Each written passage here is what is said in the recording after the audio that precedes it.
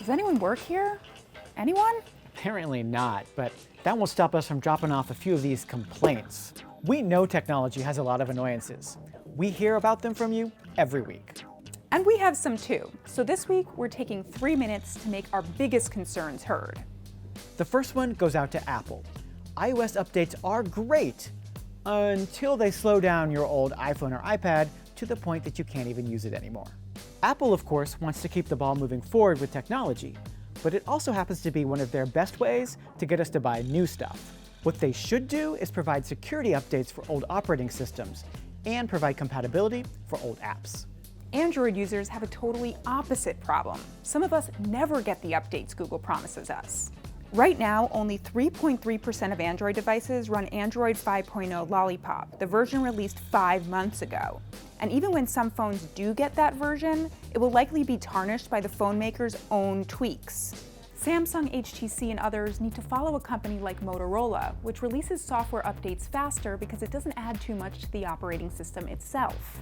Gadgets have gotten incredibly thin, but do we really need to slice cheese with our phones? The problem is that the thinner they get, the worse our batteries seem to become. A few months into using this iPhone 6, I already have to carry around a battery backup. Phone makers, listen up. We would gladly accept another few millimeters, maybe even a centimeter, if it meant that our batteries would last longer. Enough about phones. It's 2015. Why is it so hard to print something? First, there's the problem of wireless printing. Sometimes it works, sometimes I'm not sure where it's printing out.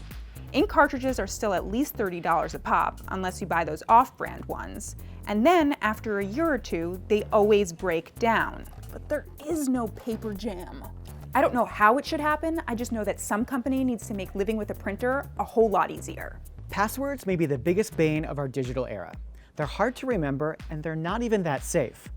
Password managers can help, but they feel like a stopgap. With fingerprint sensors and cameras that can ID our irises, why are we still punching strings of letters and numbers we can't remember into laptops? Our computers should be smart enough to know who we are by now. This is my 15-page Verizon bill from last month. What's a gross receipt surcharge? Our monthly cable and cellular bills, whether we get them digitally or via regular mail, seem to be purposely confusing. I'm never quite sure where my money is going and why this fine print is needed. What they need to do is streamline this without using it as an excuse to conveniently hide things. Props to AT&T for the video explainers, but you know there's a problem when we need videos to explain these bills. Listen, technology is a work in progress, but sometimes these companies make decisions that don't put our best interests at heart. And you know what happens when you complain enough? It gets annoying, and people start listening.